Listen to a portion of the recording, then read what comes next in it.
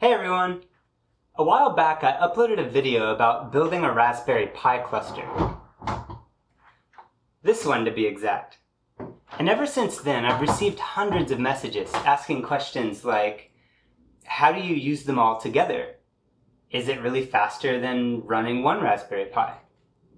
So in this video, I'll show one of the easiest ways to utilize a cluster of devices like this to speed up computation. But first, I want to clear up a few misconceptions. The most common misconception I've noticed is that people seem to think they'll be able to do something like, say, run a video game faster on a cluster. That's not how it works. Each one of these Raspberry Pis has its own operating system. This means that they don't share resources like memory or the file system. So even if the video game were designed to utilize a multi-core system, as many games these days are, they won't be able to do that across multiple operating systems like we have here. But specially written programs can share resources between these devices using their shared network access. Over the network, they're able to share data and send commands to one another. One of the easiest ways to organize a cluster so that it's able to benefit from their combined power is something called a task queue. The basic idea is that you have a queue that you're able to place tasks onto, and then one or more worker nodes will be watching that queue and taking tasks off of it to complete. In this case, the worker nodes are the Raspberry Pis. So you'll put a task on the queue, and if any of the Pis are available, meaning they're not busy working on other tasks, they'll take that task off the queue and start working on it. This allows you to distribute work across all the devices. So imagine you have 4 tasks and 4 workers. Each one of those workers will be able to work on a different task at the same time. If you only had one worker, like say you only had one Raspberry Pi, it would have to perform those tasks one after another, which of course would take longer than performing them all at once. So let's get started. The actual task queue I'll be using is a small Python module named rqueue. This module uses a Redis database that you'll need to have installed on a device on your network. The Redis database can run on one of the Raspberry Pis, but it's important to mention that this database runs in memory, and Raspberry Pi 3s only have 1 GB of RAM. Depending on how you use rqueue and how many tasks you expect to be queued at any given time, that's probably enough memory. But if for some reason your Redis database did run out of space, you'd need to move it to a machine with more RAM. You can find out more about Python rqueue at python-rqueue.org, and you can find out more about Redis at redis.io. Now, if you did watch my previous video about building a Pi 3 cluster, you should remember a Python module named Fabric. I was using that to run commands on multiple Raspberry Pis at once. I'll be using this here to load the worker code onto each Pi and to start each worker. You don't have to use Fabric. You could log into each Pi and do this one at a time, but Fabric is definitely more convenient. The example task I'll be using in this video will be to generate an RSA key pair. You don't need to know how that works other than the fact that it's kind of a computationally demanding task, which is why I chose it for an example. Nothing about this is practical in the sense that I don't know why you would want a cluster of Pis generating private keys. It's just to show you that it does, in fact, speed things up. So this is the code for the task itself. I'm just defining this one function that takes in a variable named bits, and this is the bit length for the RSA key pair it'll be generating. It's using this RSA module, which we'll install on the workers later, and calling its method to generate the keys by passing in the bits. Then it's just returning this tuple of public key, private key pair. So it's pretty simple. But this method is a computationally demanding method. Like generating RSA keys isn't, a breeze. So this is our task, or this is the task code that we're going to distribute to all the workers so that they know how to do this new keys task. And then we'll be able to issue these new keys tasks for each worker to do in parallel. But first, I want to get to this Fabric file. Oops, accidentally pasted there. So I'm just importing everything from the Fabric API. Then I'm setting up this list of hosts. These are the Raspberry Pi machines on my network. These are all connected to that network switch, the ones on that little cluster.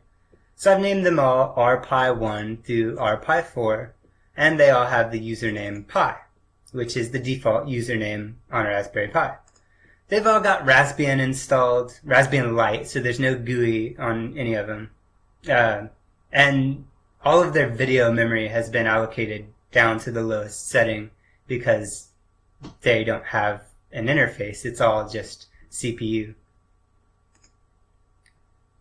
This loop here is just going to set the password for each of them.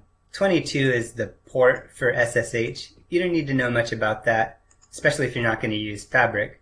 But I've changed all of their passwords to be Raspberry 1234. And this is just to tell Fabric how to log into them. And then we get to the commands that I'm teaching Fabric. So all of these commands are parallel, which means they'll run on all 4 Raspberry Pis at the same time when I run this command. So the first command is reboot. This is just a convenience command so I can reboot all the devices at once if I need to. I probably won't need to. This is a shutdown command. Similarly, it'll shut down all of the Raspberry Pis at the same time. This is my update command, and it's going to do an apt-get update followed by an apt-get dist upgrade. And that means it's basically just going to update the Raspbian installation by keeping all the packages up to date. Then this setup function is going to install my Python dependencies that are going to be required to turn these Raspberry Pis into worker nodes. So first I'm just using apt-get to install pip, and then I'm using pip to install the RQ module, which the worker nodes will need, the Redis module, which they'll also need to work with RQ, and the RSA module, which again, all of the tasks are going to use, so the workers are going to need that. Then I've got this Fabric command to upload code, and it's going to upload 2 files. The names are going to stay the same.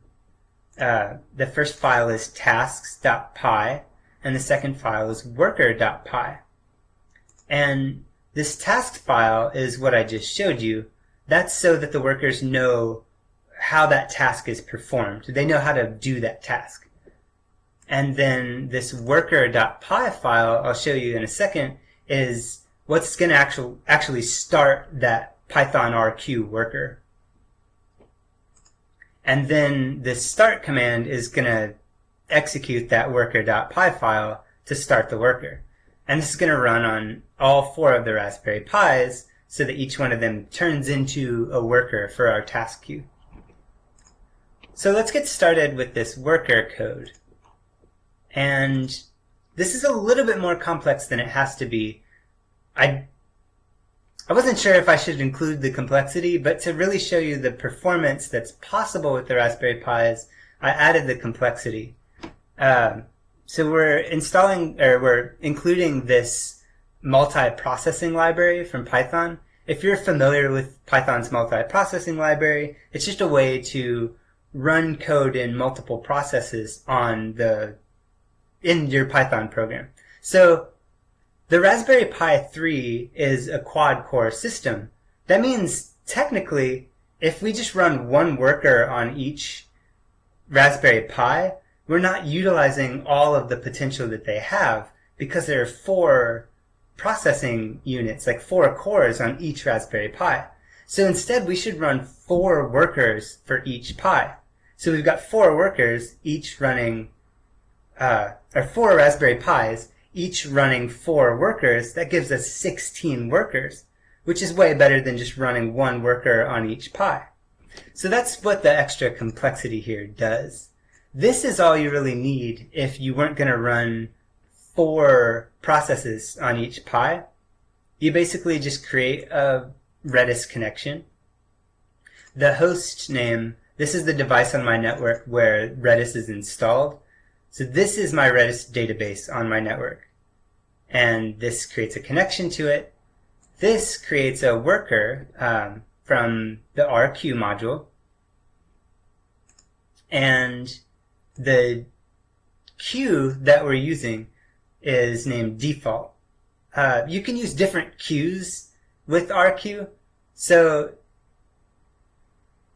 you don't have to have the queues all be the same. You can create multiple queues and create more complex configurations. I'm just using the default queue to keep it simple. Only one queue is being used by this whole system, and it's using that Redis connection that we just created.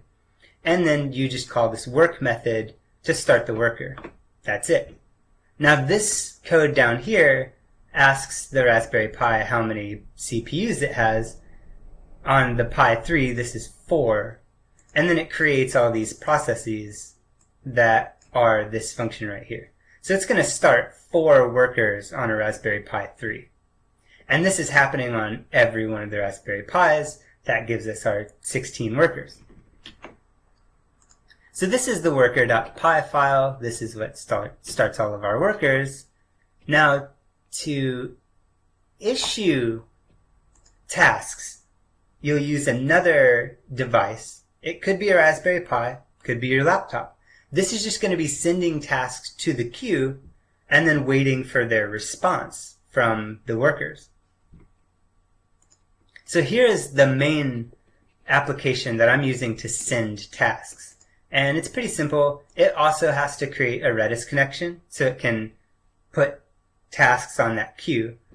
And it has to create a queue from the RQ package. Just like the worker really, except instead of worker, obviously it's accessing this queue. It's the default queue. We don't have to specify it here like we did in the worker. So again, it's connected to Silver, which is my Redis database on my network. And in this example, I have this T0 variable. It's going to get the time before any tasks are issued. So no tasks have been delegated. And then we set this T0 to the current time. Then I'm creating this list named jobs that's going to store every task that we issue to the task queue. It doesn't actually store the task. It stores a reference to the return value for that task. It might seem complicated. A job represents a task that we gave to the queue, and it might not be done yet. Maybe it is done. But it gives us a reference that we can grab the value from later once the task is complete, and we can ask if the task has been completed yet.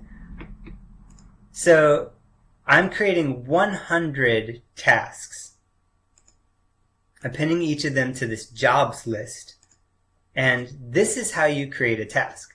So we're telling our queue that we want to enqueue a task on our queue.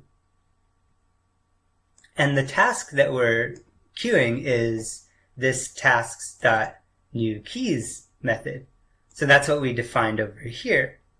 And remember, it takes in this parameter named bits. And that's what we're supplying here. So we're telling it to create this task, which is to generate a new 1024-bit key. And we're putting all of those tasks into the queue and creating this jobs list to store a reference to that task. Now, these all get uploaded instantly, basically. So all 100 of these, before any work is done, they're just getting pushed out to this queue. And then the queue is going to tell the Raspberry Pis, hey, there's a task. If you're available, you should take it. So after all of those tasks get put on the queue, this loop right here is going to say, hey, if any of these tasks, these jobs in that jobs list are not finished, then you just keep looping. But we sleep a little bit just so it's not eating up my laptop's CPU to keep like checking to see if they're all finished. Just a tiny, like, 1/10 of a second sleep between each check. So when all of these are finished, this any condition will be false, because, if it is finished, then not true is going to result in a false, if that makes sense. Anyway, this loop is going to stop as soon as all of them are complete.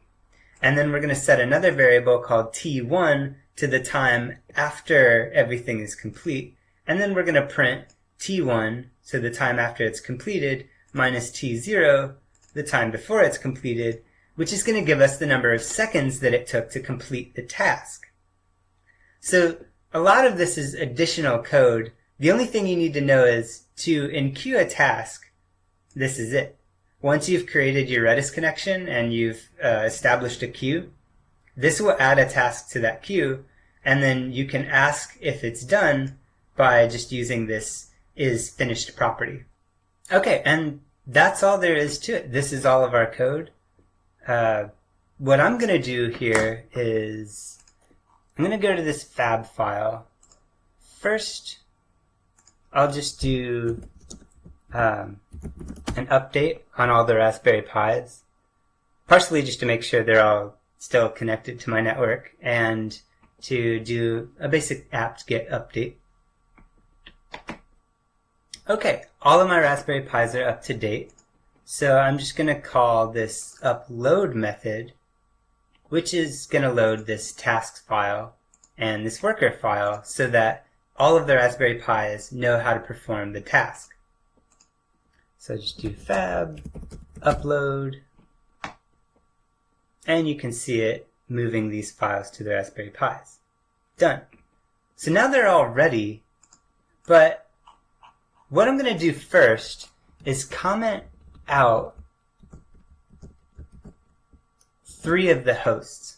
So now when I use Fabric, it's only going to issue to this rpi1 host. So only one of the Raspberry Pis is going to get this command. And I'm doing this to show you, if we were to run this without using all 4 Pis, how different does it perform than if we use all 4 Pis? So let's start that one Raspberry Pi. This takes a second, but what it's doing is it's executing this worker.py file on that Raspberry Pi, the rpi1 device. And that's just this program that starts those 4 workers. So if we go here, it should tell us when it connects to the database. I'll probably speed through this in the video. Okay, now it's listening on that default queue in 4 processes on rpi1. So we have 4 workers on rpi1. And remember, this is just one of the Raspberry Pis. So what I'm going to do is, I'm going to call this main function, which again is just going to issue 100 tasks to generate 100 RSA keys that are all 1024 bits. And right away you can see, if you look at the logs from the Pi, it started 4 of those tasks because there are 4 workers on this one device. And this is kind of slow, partially because this task using this Python RSA module is sort of a slow implementation of the RSA algorithm.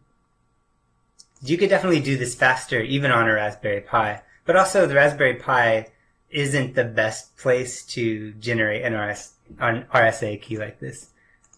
Again, this is just to show you how the performance difference is when you're using a cluster versus one device. Right now we're doing it on one device, and this is going to take a while, so I'm actually going to speed this up. But you can see the tasks starting to complete already. Like this job OK means that one of these tasks, this one, already completed. Okay, so I ended up shortening it from 100 tasks to 32, just because it was taking too long.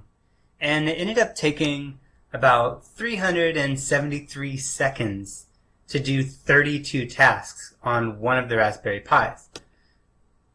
That's kind of slow. Remember, we're already doing this really inefficiently. Using Python to generate RSA keys on a Raspberry Pi is not the right way to generate RSA keys. This is just an example to show that we'll speed it up by adding the other Pis.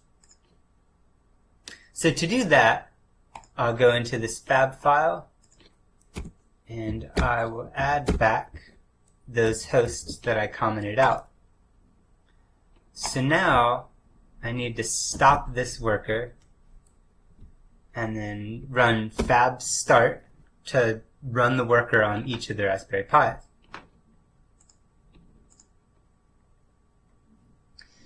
And this will take a minute to start up. I guess while this is all going on, I can explain there are other reasons besides just speed that you might want to delegate tasks to a cluster like this. There are other resources other than just CPU. For instance, memory. Each of these Raspberry Pis only has a gigabyte of RAM, and if you need to do tasks that take, a lot of memory to complete, distributing them across multiple machines that have more RAM allows you to do that. Looks like they're all started up. So now I'm going to do this, which is going to issue those 32 tasks. And you can see all of these getting queued up. So anyway, other tasks or other resources that you might want to distribute, the file system, for instance, these are all using the SD cards. So say your task is to download a file from the internet and count the number of words in it. It'd probably be better to do that streaming as opposed to saving it on the file system. But if you had a reason to save it on the file system, there you go. That task example actually brings up another point, which is network speed. These Raspberry Pis don't have the greatest network device. The Ethernet isn't nearly as close to gigabit speed as it should be. So using multiple of them at the same time actually distributes that network usage. So if they're all downloading files, despite the fact that they don't have gigabit Ethernet speed, the combination of all of them gives you a better network performance than just one of them downloading the file multiple times. And it's already complete. This time, it only took 100 seconds, which is significantly better than the 373 seconds it took to do on just one of them. So hopefully that shows that you can definitely get a speed up from using a cluster like this, and you can also use more of the resources like the network and RAM available on all the nodes in the cluster. It's important to mention that this won't speed up any of the tasks individually. Each task runs on one Raspberry Pi like normal. So if your tasks are coming in one at a time at a rate that's slow enough for one Pi to keep up with, then this isn't going to speed things up at all. In fact, it might make it worse because now you're having to place the task onto the network and organize this queue and all that, which would be slower than just directly executing the task on that Pi. But if you have a large batch of tasks, or they're coming in faster than one Pi can keep up with, this will definitely speed things up. Well, that's it for this video. I hope you enjoyed it, and until next time, bye!